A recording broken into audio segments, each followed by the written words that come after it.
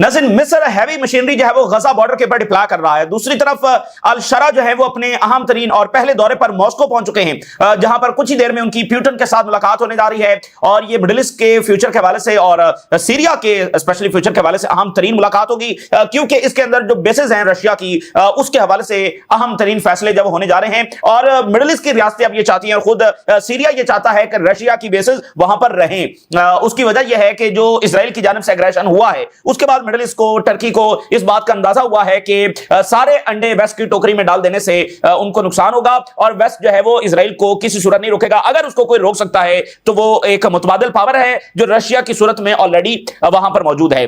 तो ये अहम तरीन दौरा जो है वो होने जा रहा है। इसी दरमियान नाज़रीन, एक वर्ल्ड वॉर जो है वो छिड़ चुकी है। वर्ल्ड वॉर जब छिड़ चुकी है और ये मिनरल्स की वर्ल्ड वॉर है। और इसमें जो चाबी है, जो कंट्रोल है, वो चाइना के पास है। और जब से ये वेस्टर्न हेजेमनी का आगाज हुआ है, कई 100 सालों में ये तारीख में पहली बार ऐसा हो रहा है कि ईस्ट के किसी मुल्क के पास इतना बड़ा कंट्रोल जो है वो आ गया है। अब ताजा तरीन रिपोर्ट के मुताबिक नाज़रीन, अगर चाइना के साथ अमेरिका के मामला तय नहीं होते और चाइना अगर अपना ब्लॉकेड मिनरल्स के ऊपर बढ़ा देता है, तो उसके नतीजे में जो वेस्ट की टेक्नोलॉजी है, चाहे वो कमर्शियल टेक्नोलॉजी हो, चाहे वो डिफेंस इंडस्ट्री हो, ये सिर्फ डैमेज नहीं होगी। यानी एक तो इसका डैमेज हो जाना बहुत बड़ी बात है कि यानी दुनिया में किसी के पास ऐसी पावर है जो वेस्ट की इंडस्ट्री को मुतासर कर सकती है और उनकी डिफेंस इंडस्ट्री को मुतासर कर सकती है, उनके जदीद फाइटर जेट्स बनाने की सलाहियत को मुतासर कर सकती है। इस ताकत का हो जाना ही अपने आप में एक अनहोनी बात है जो तारीख में कभी किसी के पास नहीं हुई। यानी मशरिक के पास कभी ऐसे वसाइल नहीं रहे कि मगरिब जो है वो कुछ बनाना चाहे, वेपन्स बनाना चाहे, जदीद टेक्नोलॉजी, और उसको ईस्ट जो है वो रोक सके। ऐसा तो कभी हुआ नहीं। तो सिर्फ मुतासर कर देने की सलाहियत, ये बहुत अनहोनी बात है।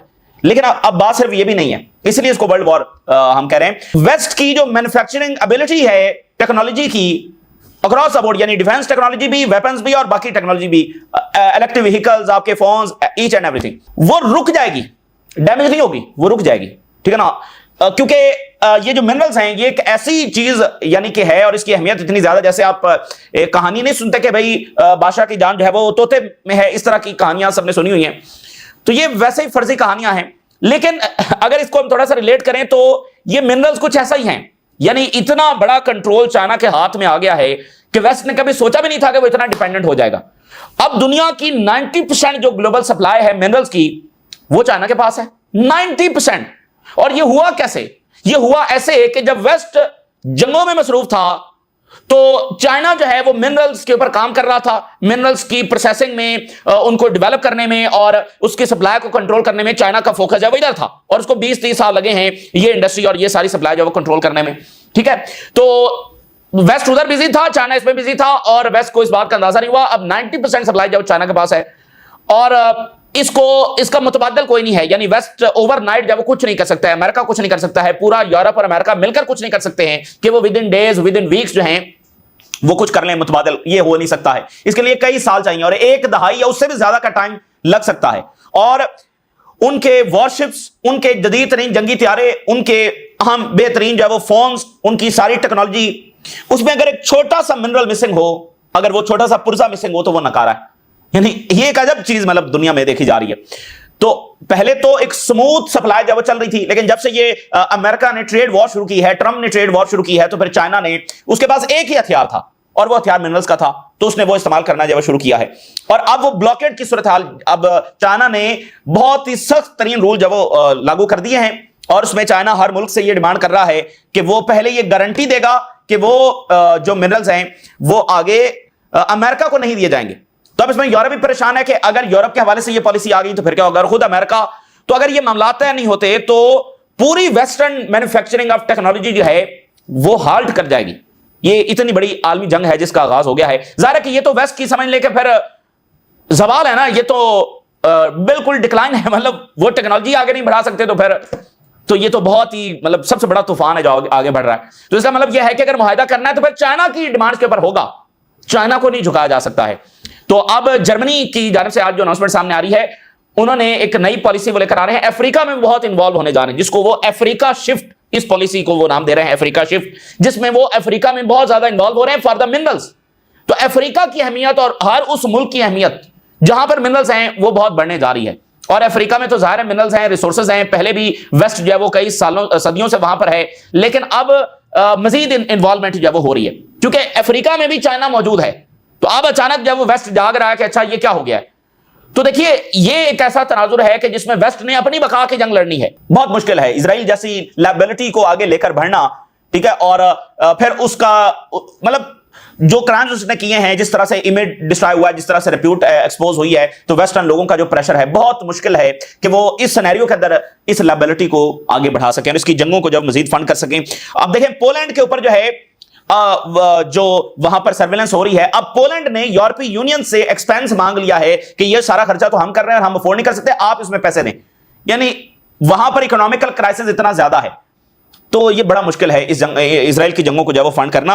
और दूसरी तरफ जब वेनेजुएला के मजीद जहाजों के ऊपर जब अटैक किया गया है, तो वहां पर क्या सूरत हाल है ये भी आपके साथ शेयर करेंगे। इंडोनेशिया के प्रेसिडेंट जिन्होंने इजराइल का दौरा करना था अब नहीं कर रहे हैं, ठीक है, और उसकी वजह यह है कि प्रेशर बहुत ज्यादा आया है। अब ये जेरूसलम पोस्ट क्या लिख रहा है, Indonesia denies Israel visit as Israeli outlet says trip was imminent, Times of Israel. Indonesia president gave tepid okay for Israel visit but get cold feet once plan was leaked.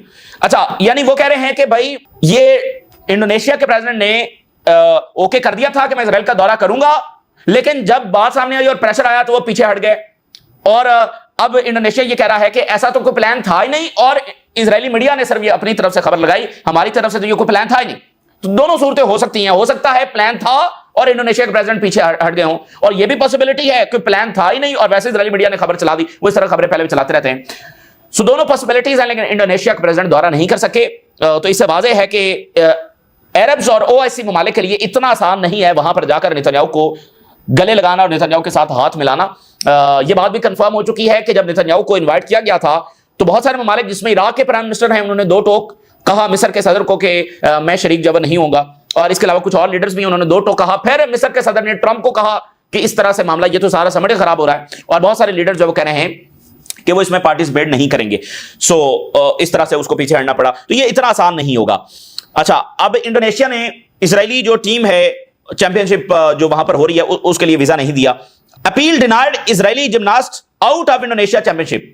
अब पहले उन्होंने deny किया था, Israel ने फिर appeal डाली, Indonesia ने वो अपील भी रिजेक्ट कर दी है। तो इतना आसान नहीं है इन मुल्कों के लिए। और इटली की जो रिकॉग्निशन है उसके ऊपर टर्किश मीडिया लिख रहा है और कंफर्म कर रहा है कि Italy closer to recognise Palestinian state after Gaza agreement. तो इटली का फलस्तीनी रियासत को तस्लीम करना यह बड़ा तारीखी इक़दाम होगा और मजबूरी है। अभी भी देखना, आज भी इटली में मुजाहरे हुए हैं, तो प्रेशर बहुत ज्यादा है। इस वक्त मिस्र जो है उसके हवाले से ये रिपोर्ट सामने आ रही है कि वो heavy bulldozers, heavy equipment, cranes वो गजा के बॉर्डर्स के ऊपर इस वक्त लेकर आ रहा है। Egypt moves heavy machinery to Gaza border, bulldozers, cranes, convoys of construction gear are massing in northern Sinai.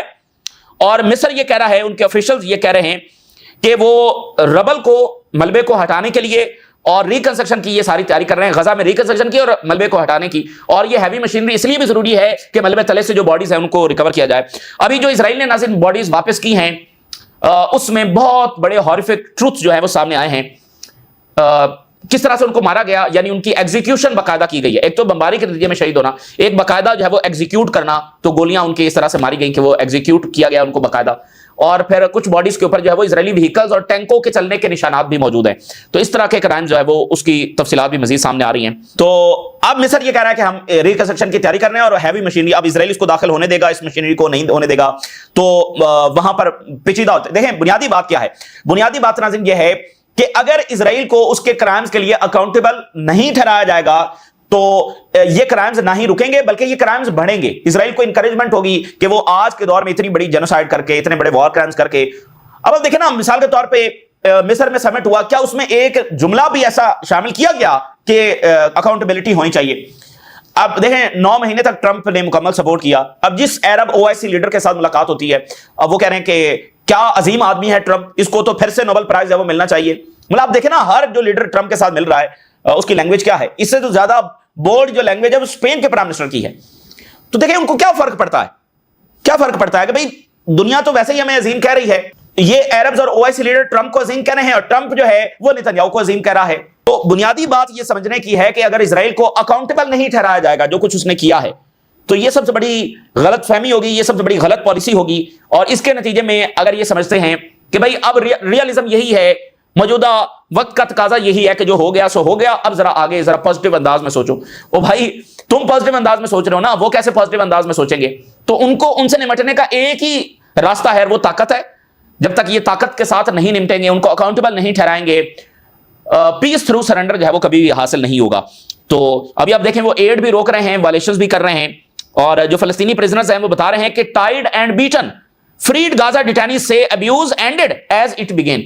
मतलब उन पर मुसलसल जो है वो टॉर्चर होता रहा जेलों में, और आज उनकी पहली मॉर्निंग थी अपनी फैमिलीज के साथ। उन्होंने बताया, indescribable feelings, freed Palestinian prisoner cherish first morning at home with family. उन्होंने कहा कि ऐसा लग रहा है कि हम दोबारा से पैदा हो गए हैं, ठीक है, वेस्ट बैंक के अंदर, गजा में, बाकी जगहों के ऊपर अपनी फैमिली के साथ जब वो टाइम गुजार रहे हैं। It is a kind of morning with the children, और फीलिंग्स ऐसी हैं कि हम इनको डिस्क्राइब नहीं कर सकते। किसी के बच्चे जो है वो जवान हो गए हैं, और कुछ वो भी फलस्तीनी हैं जो अभी 7 अक्टूबर के बाद जो कैद हुए थे, उनकी रिहाई हुई है। तो किसी का 1 साल का बच्चा था तो वो 3 साल का हो गया है। सो बहुत ही इनडिस्क्राइबेबल फीलिंग है। और वो जो दहाइयों के बाद आए हैं, और उसमें भी इजराइल ने वायलेशन ये की कि उन फलस्तीनियों को जो है वो वेस्ट बैंक भेजना था, और इजराइल ने खिलाफवर्जी करते हुए उनको मिस्र डिपोर्ट कर दिया। फैमिलीज उनकी वेस्ट बैंक में हैं, और उन कैदियों को मिस्र जब डिपोर्ट कर दिया गया। तो ये एक ऐसा खबीस माइंडसेट है कि इससे सिवाय ताकत के आप निमट नहीं सकते, इसको आप कन्विंस नहीं कर सकते। आप भले कहते रहे कि आप बड़े पॉजिटिव हैं, आप ऐसे हैं, आप अच्छे हैं, तो आप जिनके साथ लड़ रहे हैं ना, उनके तरीके के मुताबिक उनसे डील करना होगा। वॉल स्ट्रीट जर्नल ने यह रिपोर्ट दी है कि उर्दुगान का जो विजिट था वाशिंगटन का, वो एक फैसला कुन मोमेंट था गजा की जंगबंदी के हवाले से, उर्दुगान का जो विजिट था। और सऊदी अरेबिया का जो रोल है उसके ऊपर आज अमेरिकन इंस्टीट्यूशन ने लिखा है कि सऊदी अरेबिया ने जो ग्लोबली लीड कर रहा है फलस्तीनी रियासत के लिए, recognition of the state of Palestine के लिए, and its challenge to American policy is a matter that deserve attention and reflection. कि सऊदी अरेबिया ने अमेरिकन इंस्टीट्यूशन की रिपोर्ट के मुताबिक इसमें अहम तरीन किरदार अदा किया जो फलस्तीनी रियासत को रिकॉग्नाइज किया गया, और जाहिर है कि अमेरिका को यह बात पसंद नहीं आई। अच्छा, अहमद अल शरा जो शाम के इस वक्त सदर हैं, वो मॉस्को में पहुंच चुके हैं, और प्यूटन के साथ कुछ ही देर में उनकी मुलाकात होगी, और बेसिस अंडर डिस्कशन आएंगे। लेकिन इसके साथ एक और चीज बताया जा रहा है कि अल शरा प्यूटन से यह कहेंगे कि बशार अल असद को उनके हवाले कर दिया जाए। Al Sharaa will request during his visit to Moscow the handover of Bashar al Assad. Putin and Al-Shara will discuss the issue of Russian military bases in Syria during their meeting today। और France की agency बता रही है Syrian president will request Russia to hand over Bashar al-Assad. अच्छा, जब अल-शरा से यह पूछा जाता है कि भाई इजराइल हमले कर रहा है, वो ऑक्यूपेशन कर रहा है, तो अल-शरा उसका जवाब ये देते हैं कि पहले ही हमने बड़ा लंबा सा जो जंग लड़ी है, तो अब हमें कोई जंग नहीं लड़नी है, और अब हम सिर्फ प्रॉस्पेरिटी के ऊपर और रिकंस्ट्रक्शन के ऊपर और इन चीजों के ऊपर फोकस करेंगे। अब ये अल-शरा जो है, यानी उधर उसका वो जवाब है, अब ये बशार अल-असद को लेने जा रहा है किससे? मॉस्को से।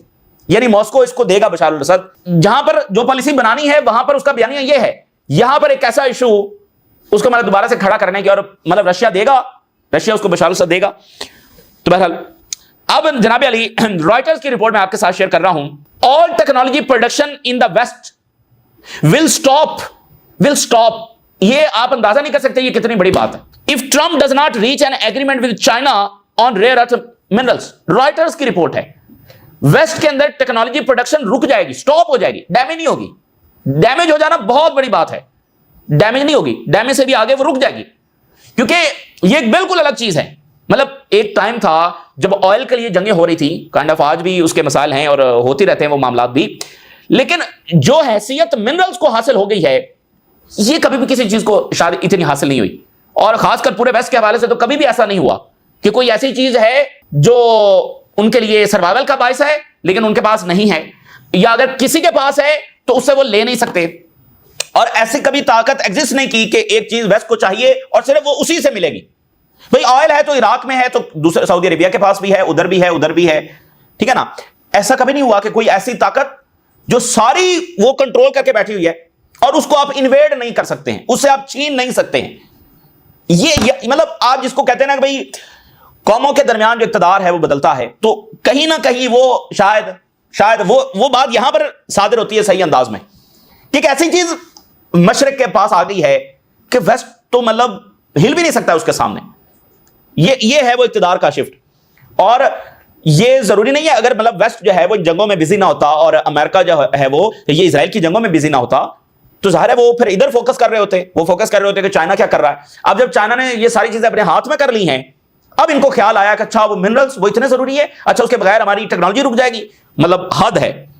रॉयटर्स से at stake is access to China's near monopoly on rare earth minerals. China ने मोनोपोली जो है रेयर अर्थ मिनरल्स के ऊपर कायम कर ली है। The critical material that power everything from electric vehicles to defence system, वो मिनरल्स जो एक एक चीज के लिए जरूरी है। ये नहीं कि भाई ये वाला फोन नहीं बनेगा, ये मसला नहीं है, ये फलां एक चीज में ये नहीं होगा। ईच एंड एवरीथिंग जो बन रही है, ईच एंड एवरीथिंग, उसमें ये मिनरल्स चाहिए और उस पर कंट्रोल जो चाइना का है। तो वो कह रहे हैं कि अगर ट्रंप की डील चाइना के साथ नहीं होती और मामला तय नहीं होते और चाइना इसकी सप्लाई को स्मूथ नहीं करता, तो फिर एक ऐसी चीज देखी जाएगी जो तारीख में कभी नहीं हुई। If talks fall apart the ripple effect could bring a halt to tech, मतलब पूरी टेक्नोलॉजी मैन्युफैक्चरिंग जब वो हाल्ट कर जाएगी। And military supply chain across the west, पूरे वेस्ट में मिलिट्री सप्लाई चेन इससे मुतासर हो जाएगी। American media, how China's rare earth restrictions could disrupt the US defence industry, पूरी डिफेंस इंडस्ट्री को वो कर सकती है। आप अंदाजा करें ना भाई, अमेरिका एक एम्पायर है, कोई शुगल नहीं है, और एम्पायर कैसे कायम हुआ है और क्या उसकी ताकत है। आज वो एक चीज का मोहताज हो गया है, मतलब आप जरा अंदाजा करें, ये कोई मामूली चीज नहीं है, ये कोई मामूली तब्दीली नहीं है जो आप दुनिया में देख रहे हैं। और फिर आप देखिए अमेरिका की तमाम तर रिस्ट्रिक्शंस के बावजूद चाइना जो है वो उसकी ट्रेड भी बढ़ रही है, उसकी एक्सपोर्ट्स भी बढ़ रही हैं, यानी वो जो तिजारती जंग है वो अमेरिका नहीं जीत सका है चाइना से। आज रिपोर्ट जो आई है, despite US tariff China exports are breaking records. China exports in September were 8.3%, वो ज्यादा थी। और ऑल दो कि चाइना की जो एक्सपोर्ट्स हैं अमेरिका को वो 27% डाउन हो गई, लेकिन चाइना की जो टोटल एक्सपोर्ट है उस पर फर्क आना चाहिए था, वो नहीं आया। ये बहुत बड़ी बात है, क्योंकि चाइना की जो सबसे बड़ी एक्सपोर्ट्स है वो अमेरिका को जाती हैं। अमेरिका चूंकि सबसे बड़ी इकॉनमी है, अमेरिका को उनकी एक्सपोर्ट 27% नीचे आ गई हैं, लेकिन ओवरऑल उनकी एक्सपोर्ट में कमी नहीं हुई बल्कि इजाफा हुआ, यानी उनकी इकॉनमी को कोई फर्क नहीं पड़ा। जैसे ट्रंप सोच रहे थे कि भाई अगर हम उनको अपनी इकॉनमी से निकाल देंगे तो बड़ा जोर का झटका लगेगा चाइना को और घुटनों पे आ जाएगा। नहीं, वो उसकी तो एक्सपोर्ट है वो ऑलरेडी रिकॉर्ड ब्रेक कर रही है, वो 8% ज्यादा है। This is why China is now entering aggressively in the trade war, they have managed to reroute the exports to US. तो बात नाज़रीन ये है कि ये गैम्बल था, पहले दिन से हम बात कर रहे हैं कि ये एक गैम्बल था जो ट्रंप ने खेला है, क्योंकि एक चीज होती है ना भाई, एक वेपन है, अच्छा जी इसका आपको डर है कि भाई कहीं ये ना चल जाए, अच्छा आप अमेरिका से भिड़ेंगे, उनके पास ये वेपन है, अगर अमेरिका वो वेपन चला देगा तो सबको पता चल जाएगा कि वो वेपन क्या हैसियत रखता है। तो ये जो मतलब चाइना, आपको पता है चाइना का सबसे बड़ा फियर क्या था? चाइना का सबसे बड़ा फियर ये था कि एक वक्त आएगा कि अमेरिका कहीं हमें अपनी इकॉनमी से निकाल ना दे, और चाइना ये समझता था कि फिर हम क्या करेंगे। तो ये चाइना का भी एक फियर था, वो अमेरिका ने उसको अपनी इकॉनमी से निकाल दिया टैरिफ लगा के, और चाइना सर्वाइव कर गया। तो वो जो वेपन था ना वो फेल हो गया, तो फिर उसका रिजल्ट भी आना है। तो इसलिए आप देखें ये चाइना का आगे बढ़कर एक्सपोर्ट्स को रोकना, ये आपको पता है ये इन रियलिटी भी आलमी जंग छेड़ सकता है, क्योंकि मतलब आप देखें ना खुद वो कह रहे हैं कि भाई हमारी टेक्नोलॉजी रुक जाएगी। तो आप मतलब आपको क्या लगता है कि वेस्ट और अमेरिका बैठे रहेंगे कि भाई ठीक है अच्छा वो मिनरल्स नहीं दे रहे तो क्या अब हम तैयारी नहीं बनाएंगे, अब हम क्या कर सकते, क्या ऐसा होगा? और भाई वो हमला करेंगे चाइना के ऊपर, ये इन रियलिटी आलमी जंग छेड़ सकता है, ये कोई मामूली बात नहीं है। लेकिन चाइना वो इकदाम ले रहा है, किस लिए ले रहा है, पीछे कॉन्फिडेंस क्या है? अब आप देखिए Germany urge to adopt Africa shift due to the raw material dependency.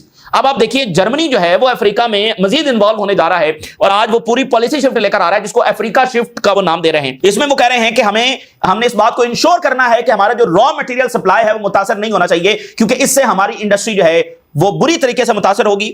और लीडिंग जो जर्मन बिजनेसमैन एसोसिएशन है उसने कहा है कि अब अफ्रीका को हमें इस तरह ट्रीट नहीं करना चाहिए कि बस हम गए वहां से जो निकालना था निकाल लिया, अब हमें इसे एक स्ट्रेटेजिक बुनियादों के ऊपर डील करना चाहिए कि हमारी सर्वाइवल के लिए अफ्रीका जरूरी है, क्योंकि चाइना से हमें वो स्मूथ सप्लाई नहीं मिलने वाली है। तो अफ्रीका को उसके साथ जो रिलेशंस हैं, उसके साथ जो मामलात हैं, उसको स्ट्रेटेजिक बुनियादों के ऊपर अब हमें डील करने की जरूरत है, और इसको अफ्रीका शिफ्ट पॉलिसी का नाम दिया जा रहा है। As a strategic partner in economic diversification and growth, उसकी हुकूमतों के साथ मामला लेकर चलें, ऐसी पॉलिसी बनाएं कि हमारे लिए एक smooth supply for raw materials ये होती रहे, ये नहीं कि बस जहां से जो चाहा निकाल लिया, नहीं, स्ट्रेटेजिक बुनियादों के ऊपर।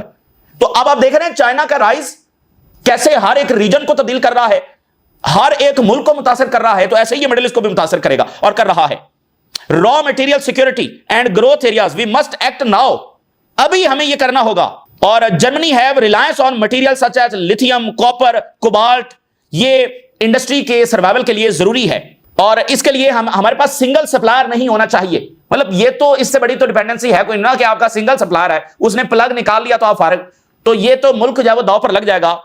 कैन यू बिलीव दैट कि हम कितने बड़े मुल्कों की बात कर रहे हैं, अमेरिका, जर्मनी, ब्रिटानिया, फ्रांस, कितने बड़े मुल्कों की बात कर रहे हैं जिन्होंने दो दो आलमी जंगें लड़ी हैं, जिन्होंने पूरी दुनिया को कॉलोनी बनाया है, जिन्होंने चाइना को कॉलोनी बनाया है, पूरी दुनिया को कॉलोनी बनाया है।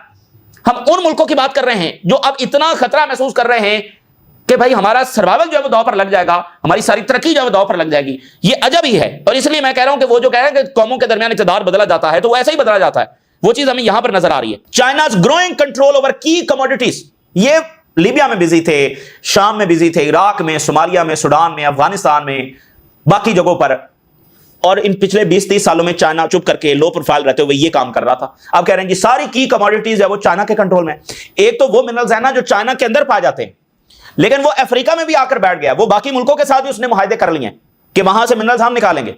तो इस तरह 90% जो सप्लाई है इस तरह से उसके हाथ में आई है। तो ये उधर बिजी थे रिवोल्ट करवाने में, खाना जंगियां करवाने में, ठीक है ना, ये उधर बिजी थे। एक्सपोर्ट अगर रुक जाती है चाइना से इन मिनरल्स की तो ऑलरेडी इसका इफेक्ट देखा जा रहा है।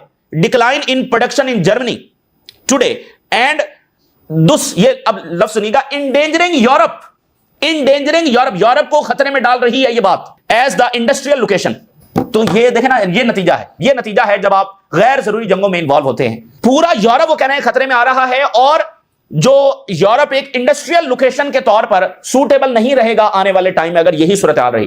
भैया आप इंडस्ट्री वहां लगाएंगे ना जहां पर रॉ मटेरियल आपको मिल सके, जहां पर आपको मिनरल्स मिल सके, जहां पर आपकी स्मूथ सप्लाई हो, तो आप फिर चाइना में जाकर लगाएंगे, आप उन मुल्कों में जाकर लगाएंगे जहां पर ये आपको मिल सके। अब यूरोप में नहीं लगाएंगे जहां पर ये सप्लाई आप मेंटेन नहीं हो सकती। सो ये इतनी बड़ी तब्दीली है जो हम आज देख रहे हैं। तो अब चाइना का हाथ ऊपर होगा, अब चाइना का हाथ जब ऊपर होगा। तो ये इस वक्त की ताजा तरीन सूरत हाल है जो आपके साथ शेयर किया, आपने राय जरूर करें। इजाजत दीजिए, अल्लाह हाफिज।